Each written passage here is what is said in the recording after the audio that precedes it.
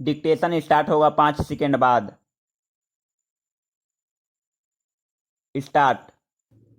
उपसभा अध्यक्ष जी, मैं शुरू से यह निवेदन कर देना चाहता हूं कि राष्ट्रपति पद और राष्ट्रपति के लिए मेरे दिल में बड़ा आदर है, इसमें किसी को संदेह नहीं होना चाहिए। लेकिन जब मैंने इस भाषण को पढ़ा है तो मुझे घोर निराशा हुई है और मुझे याद आता है कि इस तरह का भाषण आज तक इस सदन में पेश नहीं किया गया। यह उम्मीद नहीं थी हमको कि राष्ट्रपति के भाषण में इस तरह की बात कही जाएगी।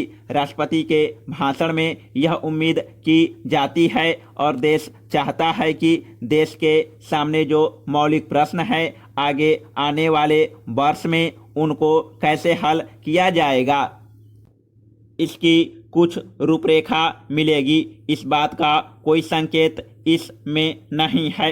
कौन से ऐसे प्रश्न हैं? आज देश का सबसे मौलिक प्रश्न है यहाँ की गरीबी मिटाने का।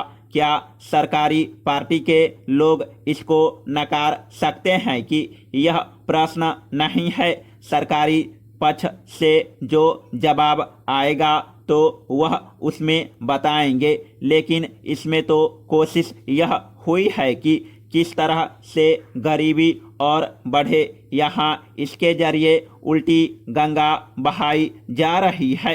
यह चीज़ है जो मैं पहले कहने जा रहा हूँ कि इस सदन से और यहाँ से देश उम्मीद करता था कि जो पार्टी पावर में है और जिसको देश की जनता ने चुनकर भेजा है और उसने भेजा है, तभी आप वहाँ कुछ न कुछ करेंगे देश की गरीबी मिटाने के लिए। लेकिन आप कुछ करिए तो मैं पहला आदमी होऊंगा जो आपका साथ देगा, लेकिन आप कुछ भी नहीं कर सकते हैं। यह मैं जानता हूँ कहाँ आपकी ताकत है और कहाँ आपका कलेजा कांपता है। इसकी गहराई में मैं नहीं जाना चाहता, लेकिन मैं उसे जानता हूँ। इस गरीबी को मिटाने के लिए इस भाषण में कुछ नहीं है और जो बातें इसमें दी गई है इसमें कुल 40 मुद्दे हैं। इसमें पहला तो परिचयात्मक है और अंतिम में सदस्यों का स्वागत किया गया है। बाकी 38 मुद्दों में से एक भी मुद्दा ऐसा नहीं है जिससे सरकार इस देश की गरीबी को मिटा सकती हो। कुछ कहीं कुछ नहीं है और जो बातें दी गई है राष्ट्रपति के भाषण में ये तो अखबारों में रोज छपती है और अक्सर छपती रहती है। मुझे ऐसा महसूस होता है कि सरकार को इस विषय पर सोचने के लिए पूरा समय नहीं मिला है और अगर मिला है तो जल्दी जल्दी इसको लिखा गया है इसलिए कि कुछ बातें दे और उनको ही राष्ट्रपति के मुंह से कहलवा दे। अगर सच्चाई के साथ सोचा जाता तो हो सकता है कि इसमें पहला मुद्दा यह होता कि इस तरह से देश की गरीबी को मिटाया जा सकता है। मैं यह जानना चाहता हूं कि उसको आप एक दिन में मिटा नहीं सकते, लेकिन इस दिशा में आपकी तवज्जो होनी चाहिए थी जो दिखाई नहीं देती। महोदय, यह बहुत प्रसन्नता की बात होती यदि माननीय राष्ट्रपति जी को भावनाएं थी उसी के अनुकूल यह सरकार आचरण करती और तब हम धन्यवाद के प्रस्ताव पर यहाँ पर अपनी सहमति देते। हमारे राष्ट्रपति जी विवाद के विषय नहीं, हम उनका सम्मान करते हैं, लेकिन सामान्यतः प्रजातंत्र में यह कसौटी है कि जो कुछ राष्ट्रपति जी कहते हैं वह राजतंत्र की एक सामान्य नीति है जो कि अगले वर्षों में बढ़ती जाएगी। इसलिए उसका विवाद के लिए आना और इस पर विवाद में पड़ना एक आवश्यक अंग है।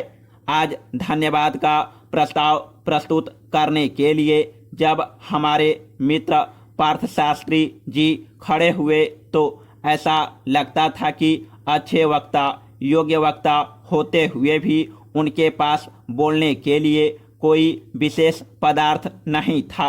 उनके पास बोलने के लिए कोई मसाला नहीं था और इसलिए वह दबी आवाज में बोल रहे थे। हमारे कांग्रेसी मित्रों को याद होगा कि एक बार सुभाष चंद्र जी में और गांधी जी में टक्कर हुई, विचारधारा में टक्कर हुई और त्रिपुरा कांग्रेस में जब सुभाष बाबू ने एक प्रस्ताव रखा था तब उस प्रस्ताव के विषय में बोलते हुए श्री जवाहरलाल नेहरू और खान अब्दुल गफ्फार खान ने यह बताया था कि पूरा प्रस्ताव पढ़ने के बाद मैं इस परिणाम पर पहुंचा कि इस प्रस्ताव में कुछ भी नहीं है, केवल शब्द है, शब्द है, शब्द है। और इसी तरह से आज 30 वर्ष के पश्चात इस अभिभाषण को पढ़ने के बाद मालूम होता है कि केवल शब्द हैं और इसके अतिरिक्त कुछ नहीं है। बहुत से मित्रों ने प्रांतों की बात की और बहुत से मित्रों ने शांति के मसीहा बनकर संसार को सीख दी और शुभकामनाएं दी। न तो हम शांति के मसीहा हैं और न हम प्रांतीयतावादी हैं। जो हमारे देश में घटनाएं घट रही है उन घटनाओं के सामने हम कितनी प्रगति कर रहे हैं इस पर हम विचार करते हैं। यह बात सही है कि हम यह कल्पना नहीं कर सकते कि चाहे कोई भी राज कितना ही अच्छा क्यों न हो उसमें कुछ खराबी न हो।